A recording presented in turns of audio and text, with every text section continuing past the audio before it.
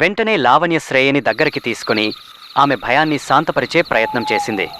శ్రేయ, నువ్వు ఇప్పుడు అనుభవించినదంతా నిజంగా దెయ్యం వల్ల కాదు, ఇది స్లీప్ పెరాలిసిస్ మాత్రమే అని నెమ్మదిగా చెప్పింది.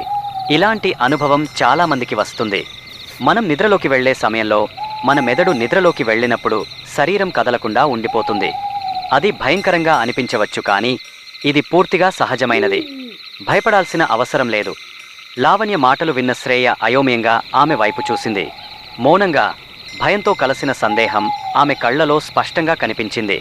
అది గమనించిన లావణ్య మృదువుగా నవ్వుతూ, సరే శ్రేయ, నీకు అర్థమయ్యేలా చెబుతాను అని ఆమె భుజం మీద చేయి వేసి చెప్పడం ప్రారంభించింది. ఇది ఒక మానసిక స్థితి మాత్రమే, నిజంగా ఏ దెయ్యం వల్ల ఏర్పడింది కాదు. ఇప్పుడు ఓసారి ఊపిరి పీల్చుకొని చెప్పేది విను, నేను నీకు బాగా వివరంగా చెబుతా అంటూ నెమ్మదిగా ప్రారంభించింది. స్లీప్ పెరాలిసిస్ అంటే నిద్ర పక్షవాతం. ఇది మనం నిద్రలోకి జారుకునేటప్పుడు లేదా నిద్ర లేచేటప్పుడు కొన్ని క్షణాల నుండి కొన్ని నిమిషాల వరకు శరీరాన్ని కదపలేకపోవడం లేదా మాట్లాడలేకపోవడం వంటి స్థితిని కలిగిస్తుంది.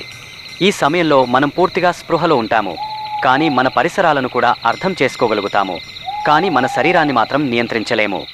సాధారణంగా మనం నిద్రపోయినప్పుడు మన శరీరం ర్యాపిడ్ ఐ మూవ్మెంట్ అనే నిద్ర దశలోకి వెళ్తుంది. ఈ దశలో మన మెదడు చాలా చురుకుగా ఉంటుంది మరియు కలలు వస్తాయి. ఈ సమయంలో మన మెదడు మన కండరాలను తాత్కాలికంగా పక్షవాతానికి గురి చేస్తుంది. దీనివల్ల మనం కలలో చేసే పనులను నిజంగా చేయకుండా ఉంటాం. స్లీప్ పెరాలిసిస్ ఉన్నప్పుడు మీ మెదడు మేల్కొంటుంది, కానీ మీ శరీరం మాత్రం నిద్ర దశలోని పక్షవాతం స్థితిలోనే ఉండిపోతుంది. దీనివల్ల మీకు స్పృహ ఉన్నప్పటికీ కదలలేము. స్లీప్ పెరాలిసిస్కి చాలా లక్షణాలుంటాయి.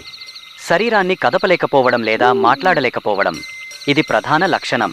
చేతులు, కాళ్ళు, శరీరం లేదా తలను కదపలేరు. భయం మరియు ఆందోళన. ఈ స్థితి చాలా భయంకరంగా ఉంటుంది, ఎందుకంటే మనం నిస్సహాయంగా భావిస్తాము.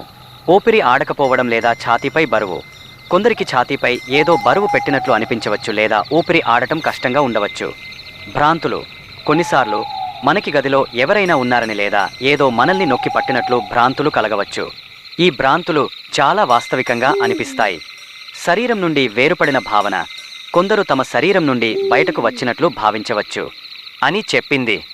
నీకు కూడా ఇలానే జరిగింది, ఇది ఏ దెయ్యం వల్లనో కాదు. అప్పుడు శ్రేయకి కొంచెం అర్థం అయినట్టు అనిపించి, ఈ స్లీప్ పెరాలిసిస్ ఎందుకు వస్తుంది అని అడిగింది. దానికి లావణ్య సమాధానం ఇస్తూ, దీనికి ఖచ్చితమైన కారణం తెలియదు, కానీ కొన్ని కారకాలు దీనిని పెంచుతాయి. నిద్రలేమి లేదా నిద్ర సరిపోకపోవడం, క్రమరహిత నిద్ర అలవాట్లు, ఒత్తిడి మరియు ఆందోళన, నార్కోలెప్సీ. కొన్ని మందులు కూడా స్లీప్ పెరాలిసిస్కు కారణం కావచ్చు.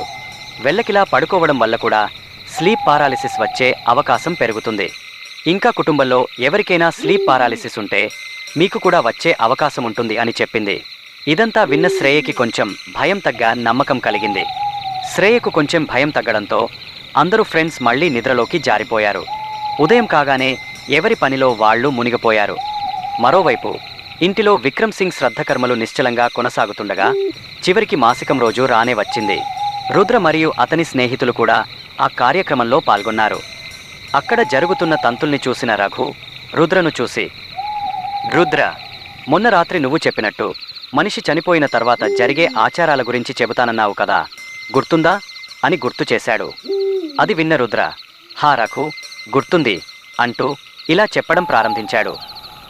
మన హిందూ సంప్రదాయం ప్రకారం మనుషులు చనిపోయిన తర్వాత జరిగే కార్యాలు అనేకమైన శాస్త్రోక్త సంప్రదాయాలను కలిగి ఉంటాయి.